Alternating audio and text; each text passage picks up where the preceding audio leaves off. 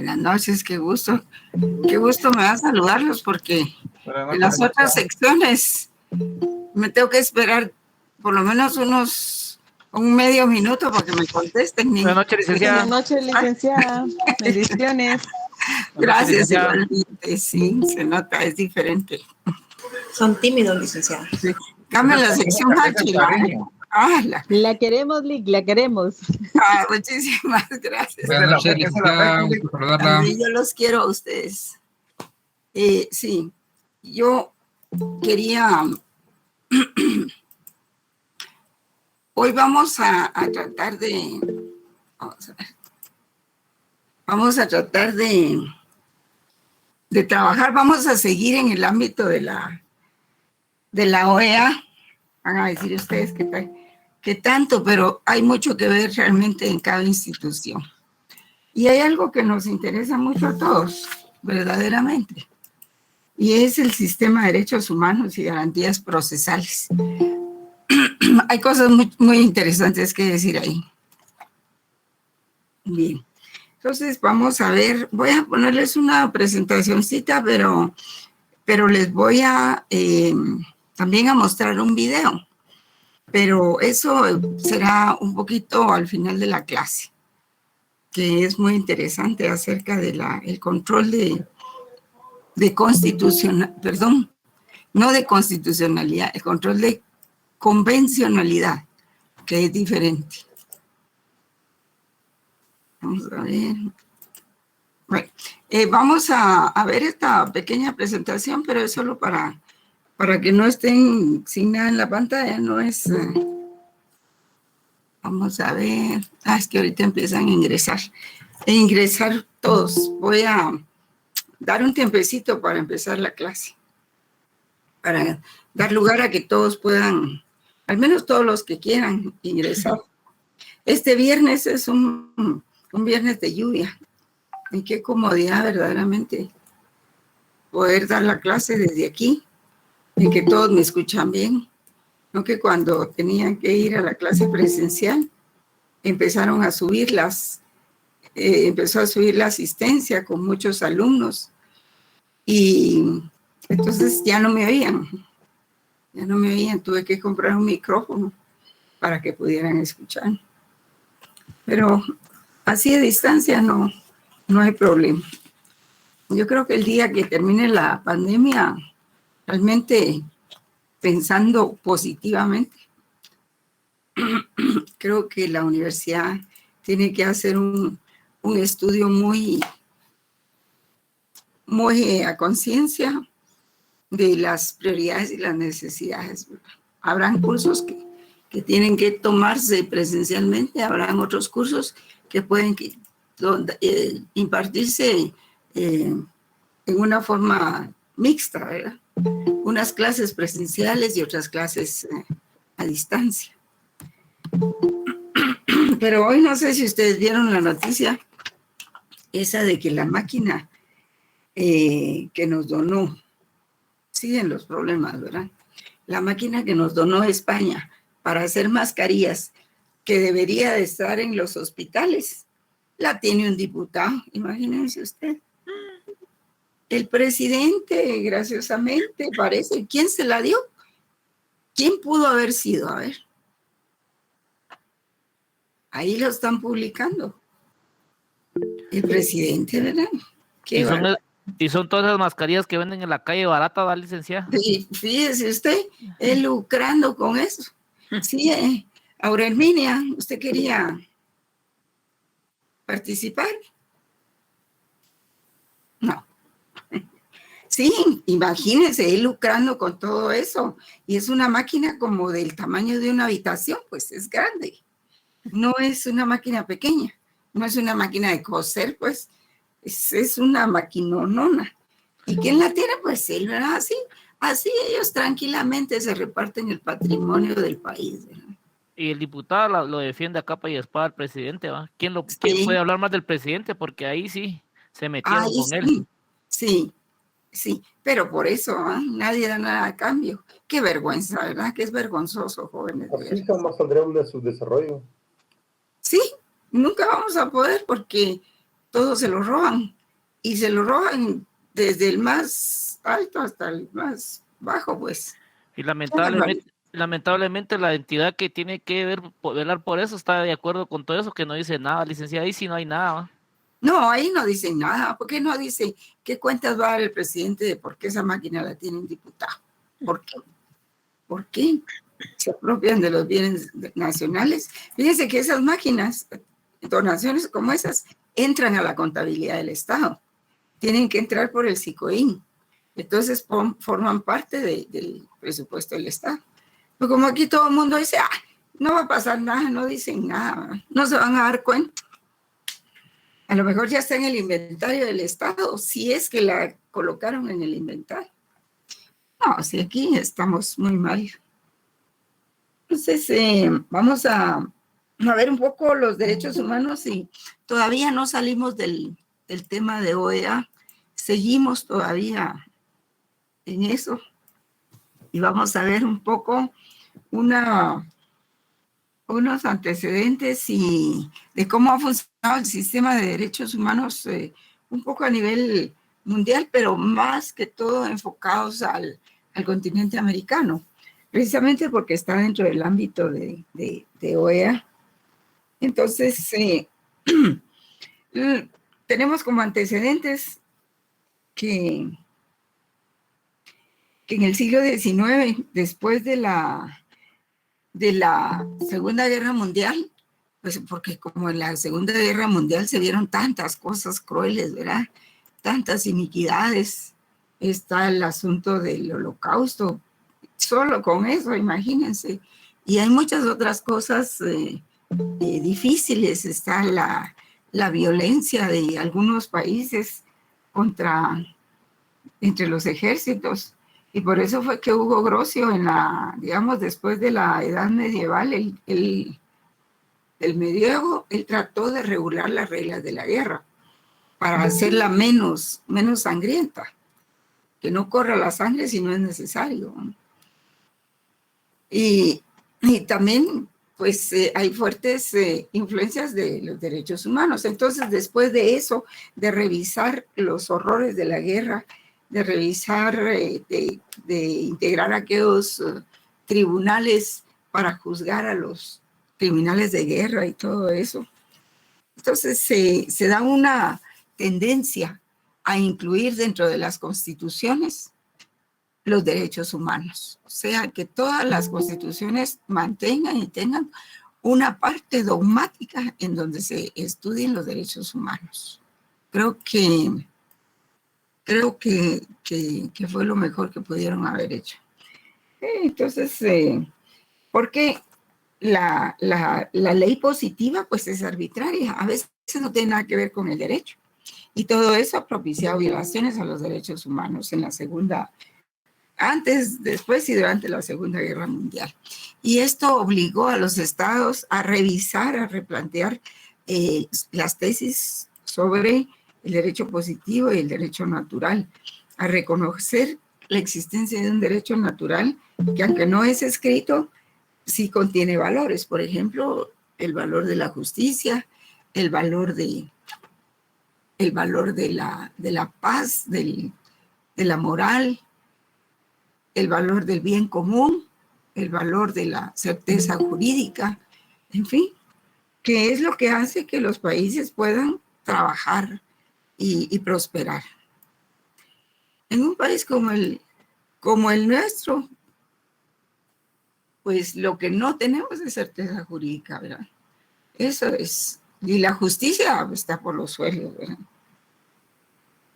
Y entonces se replantearon la necesidad de incluir en las constituciones como una ley suprema todos los derechos humanos que cada sociedad tiene que observar. Y ustedes ven que nuestra Constitución, por ejemplo, creo que del artículo 1 al 27 tenemos todas las contempladas los derechos y las obligaciones. Perdón. Es que eso de que cada quien ingresa cuando puede es el problema de que me desconcentro.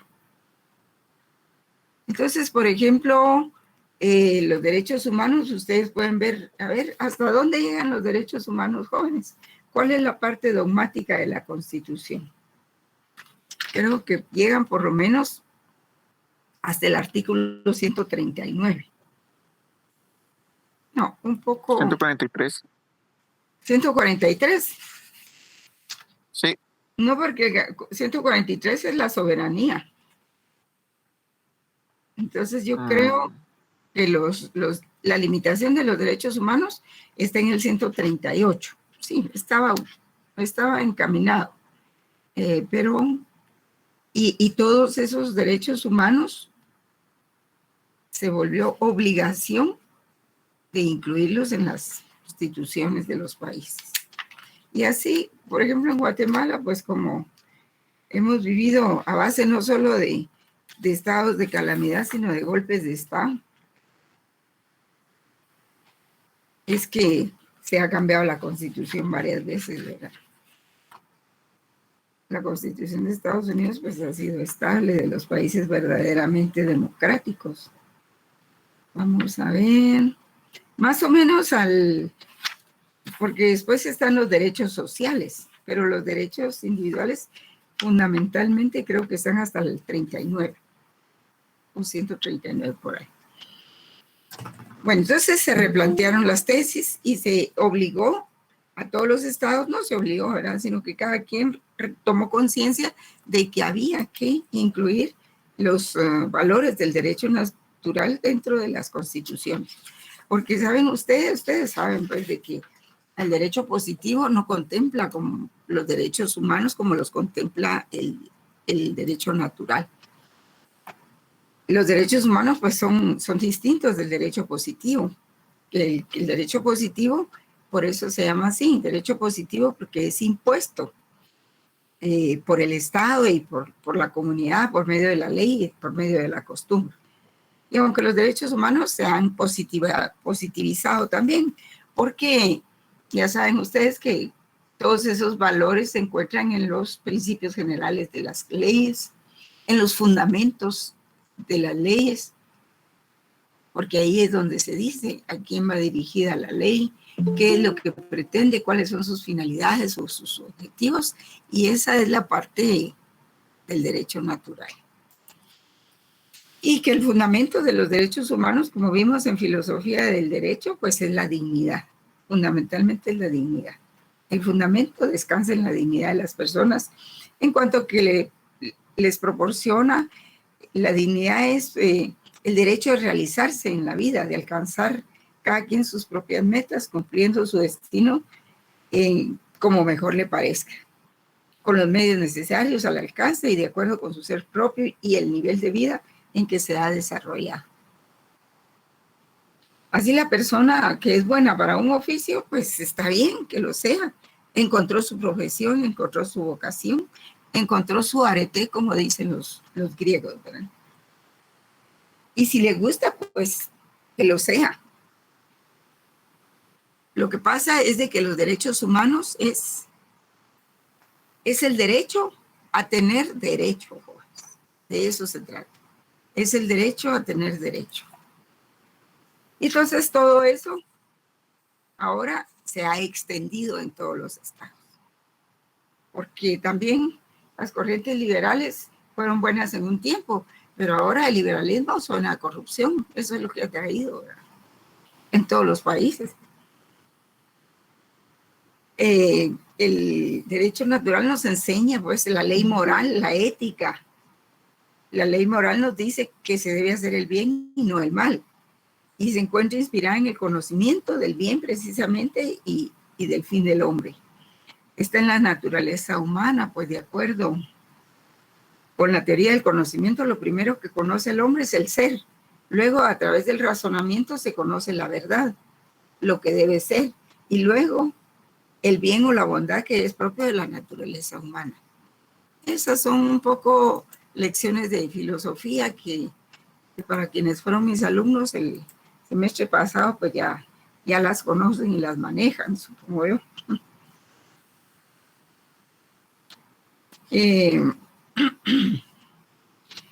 Dice Javier Saldaña, en su libro Problemas actuales sobre derechos humanos, una propuesta filosófica de UNAM del año 2001, dice: el primer principio práctico es que el bien ha de ser procurado y el mal evitado. El derecho natural se funda en la naturaleza humana, porque la persona espontáneamente tiende hacia el bien. Con esto, el derecho natural, ontológicamente hablando, se funda en la dignidad y en la naturaleza humana. Muy bien. Bueno, entonces entremos al auge del proceso de positivación de los derechos humanos.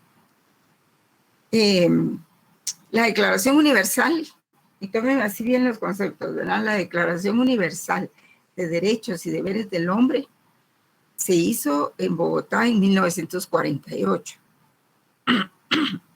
A la vez también se emitió en 1948 en la ONU la Declaración Universal de Derechos Humanos. O sea, no se denominan igual. Una es Declaración Universal de Derechos y Deberes del Hombre y la otra, la de la ONU, es Declaración Universal de Derechos Humanos. Y de eso surgen también dos pactos. Uno es el Pacto de Derechos Civiles y Políticos. Y el otro es el Pacto de Derechos Económicos, Sociales y Culturales. Todo es para atender, en primer lugar, el Pacto de Derechos Civiles y Políticos a los derechos humanos individuales. Y el otro pacto es de derechos sociales, económicos y culturales. Ya son, la segunda parte son colectivos. Y ambos surgen en 1966. También se aparece en la Convención Europea de Derechos Humanos en 1950. La Convención Europea, que también es antigua. Y finalmente aparece nuestra Convención Americana de Derechos Humanos en 1969, firmada en San José de Costa Rica. Veamos entonces los tratados aprobados y ratificados por Guatemala en cuestión de derechos humanos. En primer lugar está el Pacto Internacional de Derechos Económicos, Sociales y Culturales. Y también el Pacto de Derechos Civiles y Políticos, ya lo habíamos visto. Y también está el protocolo, no el pacto, sino el protocolo. Ya saben ustedes que los protocolos sirven para actualizar los convenios. Está el protocolo facultativo internacional de derechos civiles y políticos, es decir, a ese protocolo se le van agregando nuevos derechos conforme van surgiendo. Y también está la Convención Internacional sobre la Eliminación de todas las formas de discriminación racial, la Convención de los Derechos del Niño. Lo que les estoy mencionando en este momento son las convenciones que ha aprobado y ratificado Guatemala en derechos humanos. También está la Convención sobre la Eliminación de todas las formas de discriminación de la mujer. Y de esa convención que se dio en Belém do Pará, en Brasil, que Brasil está terrible, ¿verdad? De veras, lo están quemando por todos lados, porque Brasil nunca se incendió, tenía mucha agua y selva. Pero Bolsonaro, por eso tiene problemas ahorita, manifestaciones y todo eso, porque está echando a perder todo el sistema, el ecosistema. Bueno, pero esta convención se hizo en Belém do Pará, es una ciudad de Brasil. Y de esa convención surgieron un montón de leyes, la ley contra el feminicidio y contra el femicidio, la ley contra la violencia contra la mujer y la estructura, toda esa infraestructura de juzgados que se ha creado. Y la convención también contra la tortura y tratos o penas crueles, inhumanos o degradantes. Se firmó también la Convención Interamericana para prevenir, sancionar y erradicar la violencia contra la mujer. Hay otros tratados muy importantes también que aprobados y ratificados por Guatemala en derechos humanos. Por ejemplo, está la Convención Americana sobre Derechos Humanos, y esa es muy importante, Convención Americana sobre Derechos Humanos. Eso les dice a ustedes que es una convención a nivel regional, o sea, en América, por eso tiene que ver con OEA. También está la Convención Interamericana para prevenir y sancionar la tortura, la Conferencia Internacional del Trabajo, la Convención Interamericana sobre la Desaparición Forzada de Personas. Entonces, la Convención Americana de Derechos Humanos, he destacado aquí algunos artículos importantes, ¿verdad? Por ejemplo, el artículo 8 habla de la garantía de que los casos se juzguen por el juez natural. Ustedes ya saben cuál es el juez natural y el debido proceso. También en ese mismo artículo se destaca que el tiempo y medios de defensa de protección, como el derecho a la libertad y la prisión arbitraria, deben estar vigentes en todo momento. O sea, se debe dar privilegio siempre a la libertad de las personas. El artículo 7 pues habla de la duración razonable de los procesos de su juzgamiento de las personas, que no se excedan del tiempo que está legislado o del tiempo que las condiciones se consideren razonables. Respetar también el plazo razonable del proceso para recobrar la libertad. En la Convención de Derechos del Niño, pues el artículo 40 habla de la inimputabilidad de los niños, lo que coincide o lo recogió nuestra Constitución en su artículo 20. La Constitución de 1985 lo tiene en el artículo 20, ustedes pueden leerlo ahí. O sea, lo que les quiero decir es que de estas convenciones se ha nutrido nuestra legislación en derechos humanos. Porque hay obligación esa es una forma de positivizar el derecho natural. En el artículo 40, unidad 2, inciso B, numeral 3 de la Convención de Derechos del Niño, pues se habla de las causas para que un niño sea sometido a declarar ante juez, que debe ser sin demora y tiene que ser ante un juez imparcial. El Pacto Internacional de Derechos Civiles y Políticos, pues destaca el debido proceso, destaca el derecho a una defensa técnica. Y entramos también al sistema interamericano de protección de los derechos humanos. En la 9ª conferencia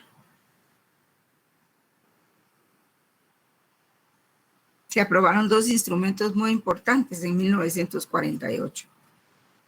Prácticamente esto fue como un protocolo que le dio, que desarrolló a la Convención Americana de Derechos Humanos, en el sentido de que se dan dos instrumentos importantes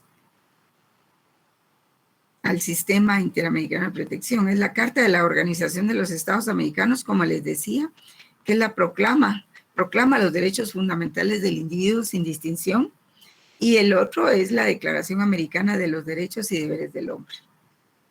Se dio 7 meses antes de la adopción de la Declaración Universal de los Derechos Humanos de la ONU. O sea, la Declaración de Colombia sobre la Declaración Americana de los Derechos y Deberes del Hombre se da 7 meses antes de que se dé la Declaración Universal de Derechos Humanos de la ONU, de Naciones Unidas. Entonces, la Declaración Americana de los Derechos y Deberes del Hombre, que es la que yo les digo que se firmó en Bogotá, detalla un listado de los derechos de la persona humana como complemento de la Carta de OEA, pero no previeron mecanismos de supervisión o jurisdiccionales que velaran por la observancia o cumplimiento de esos derechos en cada uno de los países. Creo que solo existía la Comisión, pero no existía la Corte. En cambio, el sistema interamericano de derechos humanos, contrario a la Declaración Americana de los Derechos y Deberes del Hombre, se caracteriza por su doble estructura: la Carta de la OEA y la Convención Americana de Derechos Humanos. Y esta última, la Convención Americana de Derechos Humanos, crea mecanismos jurisdiccionales de protección de los derechos. La Convención Americana de Derechos Humanos, que se firmó en San José, Costa Rica, en 1969, contiene más de 2 docenas de derechos diferentes, como el derecho a la vida, al reconocimiento de la personalidad jurídica, a la integridad personal, a la libertad, garantías judiciales, privacidad, al nombre, a la nacionalidad, a la participación, el derecho de participación en el gobierno, a la igualdad ante la ley y la protección judicial. Entonces, la Convención Americana de Derechos Humanos, siempre la que estaba leyendo, ¿verdad?, proscribe la esclavitud y proclama la libertad de conciencia,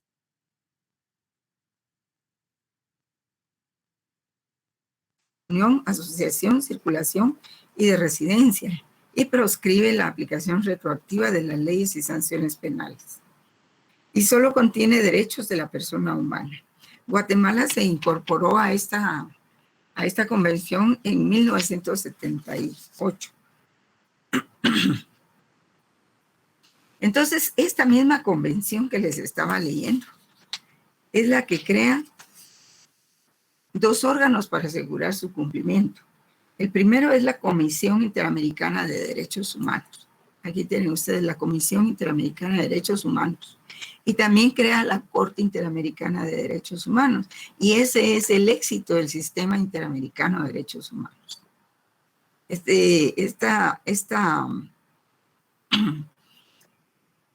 La creación de estos órganos fue, bueno, ya les dije, en 1978.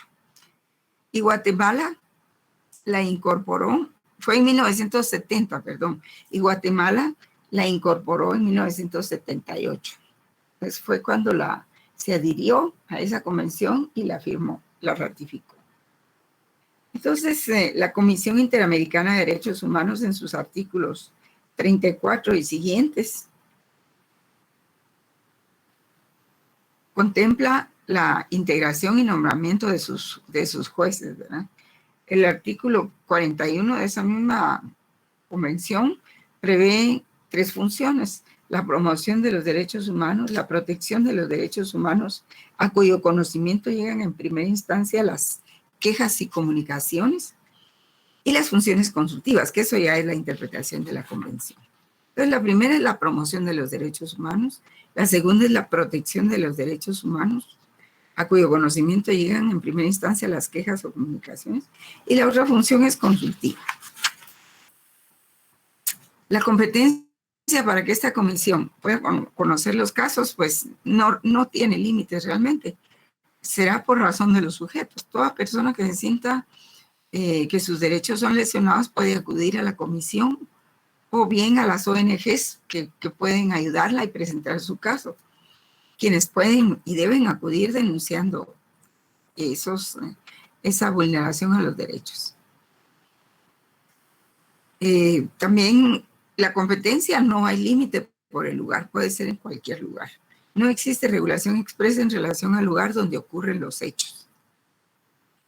Los requisitos que la Comisión Interamericana requiere estos son los instrumentos de que les hablaba: la Carta de la Organización, la Declaración Americana de los Derechos y los Deberes del Hombre, la Convención Americana sobre Derechos Humanos y sus 2 protocolos adicionales, la Convención Americana para prevenir y sancionar la tortura y la Convención Interamericana para la eliminación de todas las formas de discriminación. Bueno, pero aquí está cómo se integra la comisión. Pero vamos a ver estas dos instituciones fundamentalmente, qué es lo que hacen. La Comisión Interamericana de Derechos Humanos se integra con 7 miembros, personas de alta autoridad moral y competencia. Los elige la Asamblea General de la OEA de una lista propuesta por los gobiernos de los Estados miembros. ¿Qué requisitos pide la comisión para conocer los casos de violación a los derechos humanos? Pues lo que pide es un pronunciamiento de admisibilidad, aunque eso no es obstáculo para conocer un caso. La denuncia dice la comisión, debe recibirse por escrito, pero también han recibido denuncias verbales o telefónicas. Acepta denuncias anónimas también. Y la admisibilidad es que se hayan agotado todos los recursos o instancias de la legislación interna. Entonces, eso causa un estado de definitividad, en el sentido que ya no se puede en el estado denunciado interponer ningún recurso más. Bueno, entonces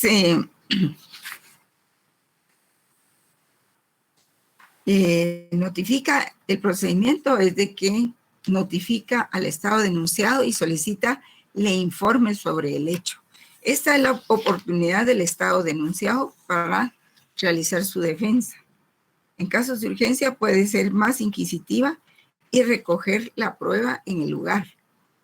Ordenar medidas cautelares o provisionales para evitar que se agrave la violación de los derechos humanos. Vean ustedes, yo no sé si ustedes se enteraron de que el lunes la jueza de alto riesgo denunció que no obstante las medidas cautelares que dictó la Comisión Interamericana de Derechos Humanos, el Estado de Guatemala no está cumpliendo con eso. Y eso también implica a los otros jueces de alto riesgo, que son 5 o 6 más o menos, que también denunciaron que el Estado de Guatemala no está cumpliendo con las medidas cautelares que dictó la Comisión Interamericana de Derechos Humanos. Entonces, esos son los casos de urgencia, que no necesitan que se haya conocido toda la jurisdicción guatemalteca para aplicarlas. Si un juez, si una persona, un funcionario o cualquier otra persona está en grave peligro, funciona más o menos como el amparo, ¿verdad? En que inmediatamente se va alguien de la comisión al lugar donde están, recoge información y la comisión otorga medidas, como las medidas cautelares que le otorgaron a la jueza Aifán y a los demás jueces. Que está ahí el juez Chitumul, el juez Gálvez, está la licenciada, ¿cómo se llama? La del juzgado primero de bueno, no me acuerdo.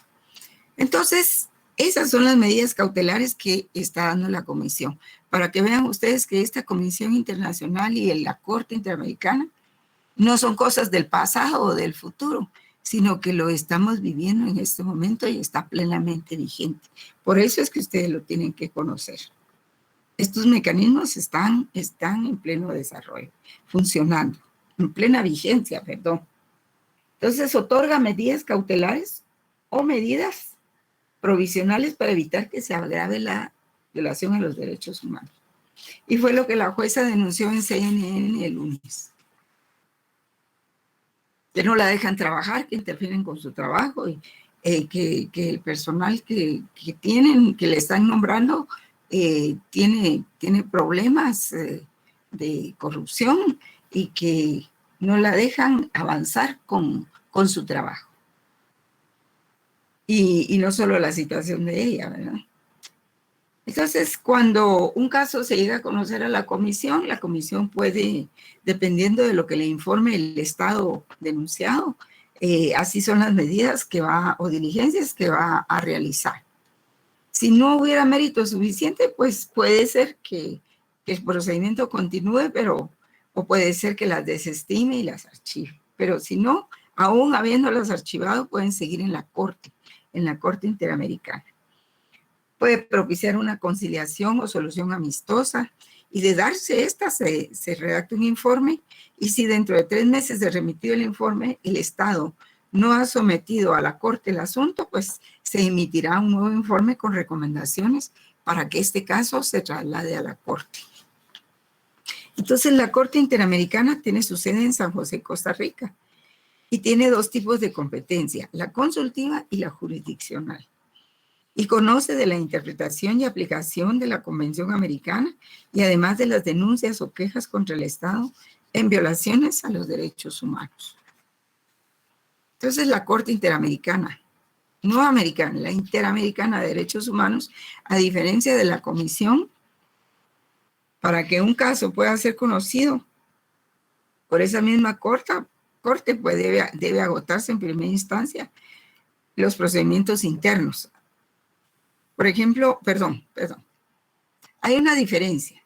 La comisión, es decir, para que un caso pueda conocerse por parte de la Comisión Interamericana de Derechos Humanos, esta exige que deben agotarse en primera instancia todos los procedimientos ante la comisión. Y luego, para someter el asunto a la Corte, es decir, que se hayan agotado todos los procedimientos internos del Estado denunciado. Y para que se puedan conocer los asuntos ante la Corte Interamericana exige que los procedimientos de la comisión se hayan agotado. Y hay 2 razones para tal restricción.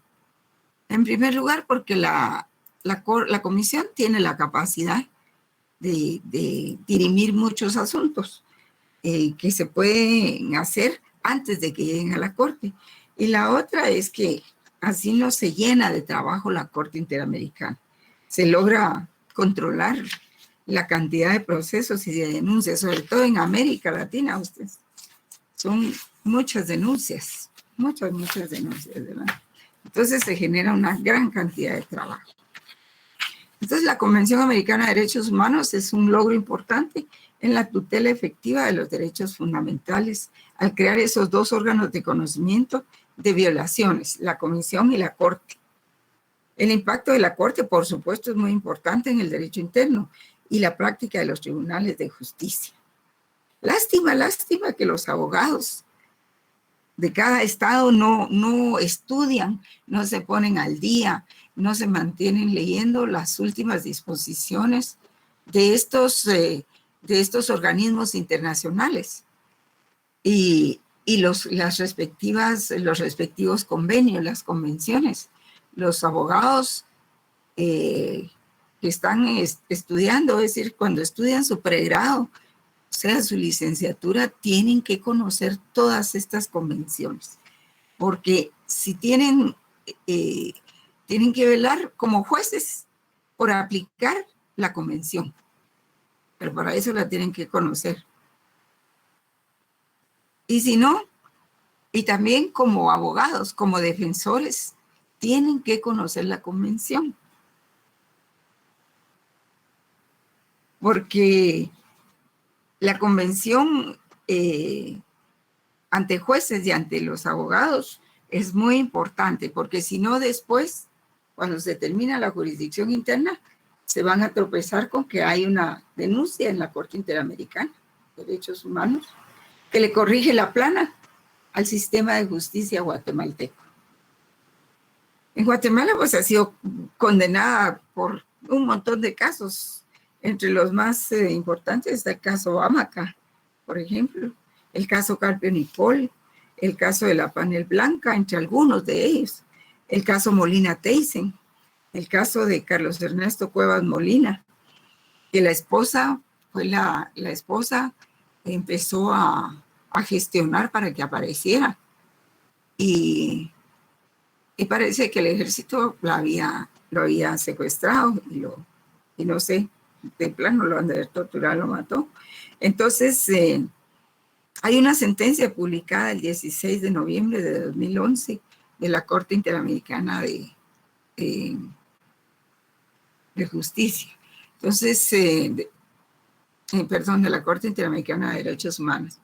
Y les hablaba yo de ese otro caso, ¿verdad? Que por el caso Molina Teyssen se fueron a la Corte Interamericana de Derechos Humanos y esta lo que hizo fue que obligó al Estado de Guatemala a que volvieran, a que juzgaran a los generales esos o militares que estaban encargados de las instituciones en ese tiempo, en el tiempo del conflicto armado y que sucedieron esos hechos. Y es el caso que están juzgando ahorita. El caso de Carlos Ernesto Cuevas Molina, pues él era el hijo del doctor Cuevas, en aquel tiempo, que fue rector de la Universidad de San Carlos.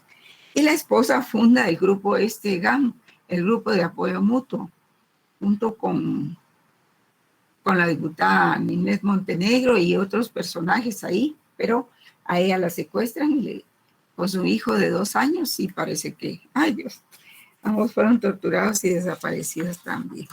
Entonces ahí surge el grupo de apoyo mutuo después para reivindicar muchos de esos hechos cometidos, ¿verdad? Pero también tenemos, por ejemplo, el derecho victimal. De ahí se origina también el derecho victimal. El derecho victimal se refiere a la víctima porque, bueno, se emitían sentencias condenatorias, pero ¿y qué pasaba con los derechos de la víctima? Entonces surge una corriente para reivindicar a la víctima en esos procesos, que pretende identificar el concepto del derecho victimal, su relación con el derecho procesal penal, así como su objetivo y principios que lo informan. Describe los derechos de las víctimas reconocidos en los estándares e instrumentos internacionales y en la legislación interna. Desarrolla la participación de la víctima durante las diversas fases del proceso penal.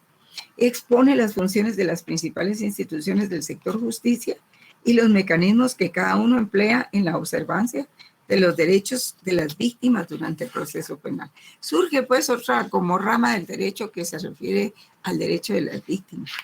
La víctima tiene derecho a que se le repare el daño o que se le dé alguna satisfacción, y si este daño no es reparable porque la muerte de las personas pues ya no tiene remedio, pues al menos que las reivindiquen eventualmente con una satisfacción, publicar una sentencia o lo que la víctima pida.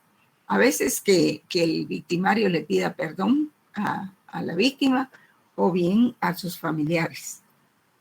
Entonces se establece la institución de la reparación digna, que se refiere a que la reparación tiene que ser proporcional al daño causado. Esto es novedoso en el sistema del derecho penal guatemalteco, pero no ha sido objeto de un estudio doctrinario, ¿verdad?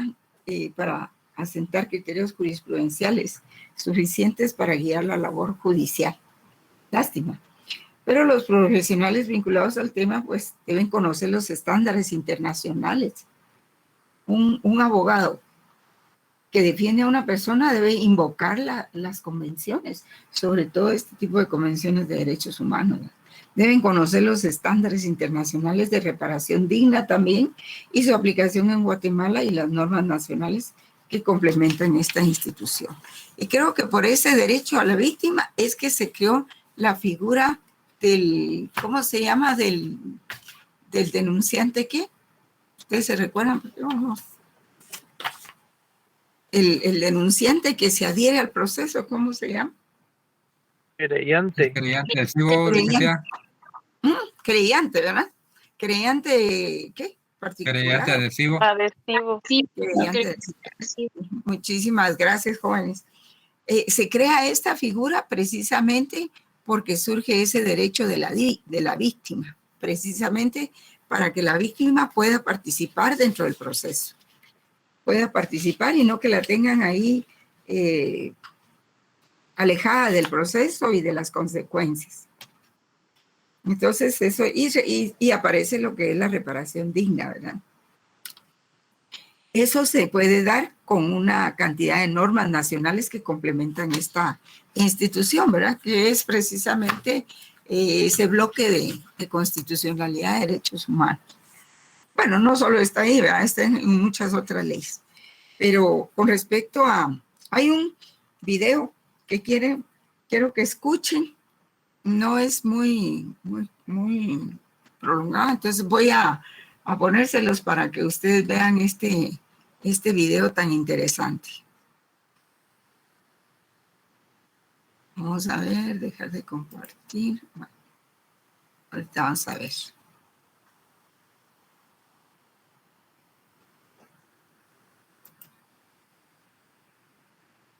Solo le voy a quitar volumen a mí. Bueno, después se lo quito. Sí. Se lo voy a quitar. Creo que les va a servir a todos. Ahorita se las... Muy bien, gracias. Más ordenaditas. Ay, es que después de que termino de dar clases es un tiradero aquí en mi escritorio, no me lo van a creer. Ay, sí, me imagino, y perdón que le robe los minutos de su tiempo. No. Tengo todos los libros aquí abiertos, ¿verdad? Y ahora en este otro, la Constitución. Y por eso a veces me agencio también de los videos, que son muy ilustrativos. En el caso de este video, pues fue muy claro realmente. Muy claro. Sí, gracias, sí. Bueno, vamos a ver. Está la Declaración Americana de los Derechos y Deberes del Hombre, ¿verdad? Ujú. Está también la Convención Americana de Derechos Humanos. Esa se firmó en San José de Costa Rica en 1969. Y es ahí donde Americana, se presenta, sí, Convención Americana. Ujú. Es ahí donde se presenta, mire, primero está la Convención Americana de Derechos Humanos, que se firmó en Bogotá en 1948. Pero después se realiza la Convención Americana de Derechos Humanos, que es cuando se firma también el Pacto de San José en 1969. Y en 1969. sí, ahí mismo se invoca perdón, ahí se propone la creación de la Corte, de un órgano jurisdiccional, porque cuando se emite la Convención Americana de Derechos Humanos en 1948, ya contiene la Comisión de Derechos Humanos, pero no se ha creado la Corte. Después, aquí le vamos a ver, estaba buscándole aquí en internet precisamente.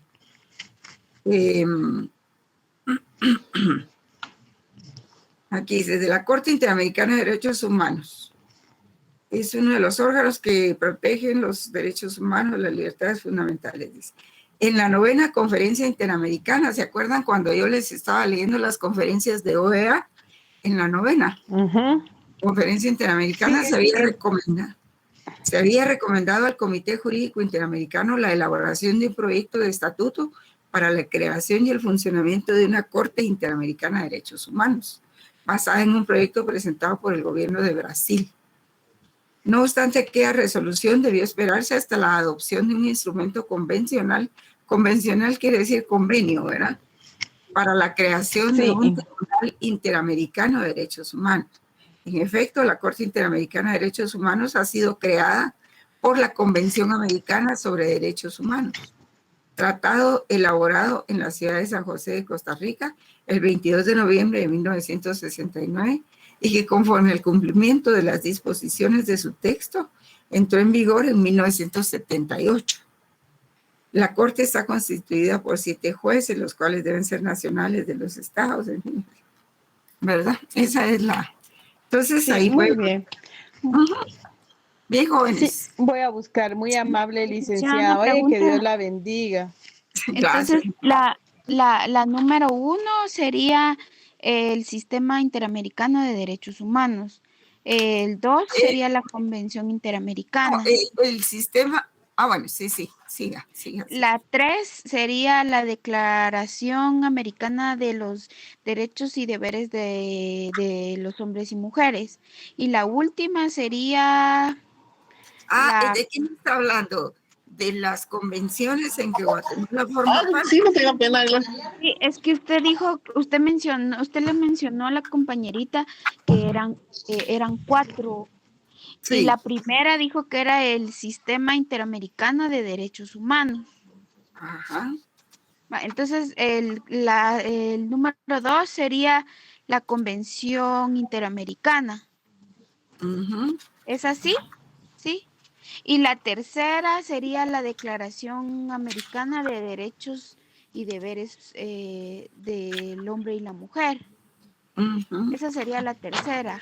Pues fíjese que así en ese orden no me ubico. No.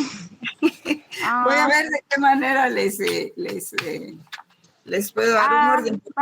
En derechos humanos lo que pasa es de que hay unas convenciones que se emitieron a nivel internacional, ¿verdad? Incluso está la Convención de los Derechos Humanos de la Unión Europea. Entonces existen las a nivel a nivel mundial, a nivel interamericano, a nivel americano, o sea, de América, la Declaración Americana de los Derechos Humanos, y está la convención, digamos, está el sistema interamericano de los derechos humanos. Y se crea ese dentro de la Convención Americana. O sea, está la Convención Americana como el gran marco y el sistema interamericano que surge precisamente de esas dos reuniones, por decirlo así. Una en 1948 se crea en Colombia y ahí ya existe la Comisión Interamericana de Derechos Humanos, pero no existe la Corte. Es cuando ya se firma el Pacto de San José, que entre 1948 y 1970 hay intenciones de crear un órgano jurisdiccional y que finalmente se crea en 1970 y se crea la Corte Interamericana de Derechos Humanos. O sea que entonces... Ay, perdón, Liz. Cuando se firma el Pacto de San José, este es en 1970, 1969, y ahí es donde participa Guatemala y ya participan todos los países de América Latina, ¿verdad? Digamos 35 países de América Latina que participan en el Pacto de San José, en donde ya se adhieren aceptan la jurisdicción de la Corte Interamericana de Justicia. Ah, ya. O sea que entonces digamos en 1969, que fue lo del Pacto San José, ahí ya entra la Corte Interamericana, ¿verdad? Sí, donde ya los países la aceptan. Sí, pues, y la aceptan los 35 países. Exacto, sí. Así es. Ah, bueno, Ligda. Gracias. Sí, es que la comisión siempre existió a raíz de 1948 que se firma en Colombia, la Declaración Americana. Y luego es hasta en ese ínterin se crea la Corte Interamericana, pero la aceptan hasta la reunión del Pacto de San José, en donde también se trata el asunto de la abolición de la pena de muerte, que es otro evento también importante. Así es de que, como dicen en ese video, ¿verdad? Ustedes observaron que a veces se piensa que la intervención de la Corte Interamericana de Derechos Humanos es un atentado a la soberanía, pero el doctor le contesta ahí, pues no lo será porque los mismos estados han aceptado, han ratificado. Entonces, ¿cómo se va a hablar de un atentado a la soberanía? Como pasó con la CICIG en Guatemala. Si el Estado de Guatemala firmó el tratado y lo ratificó, porque lo ratifica el Congreso, porque se va a hablar de una injerencia extranjera. Es una tontería, es una falacia, ¿verdad? Sí, Ligda. ¿Verdad? Bueno, espero que algo hayan aprendido hoy, ¿verdad? Sí, licenciada, muchas gracias. Que tenga una buena noche. Gracias. Gracias, igualmente. Que pasen buena noche, jóvenes. Feliz fin de semana. A los que se van a examinar de retrasada, de filosofía, no se les olvide el examen, ¿verdad? Vamos a avisar, Ligda. Gracias, muy amable. Pasen buena noche. Hasta luego. Buenas noches, Ligda.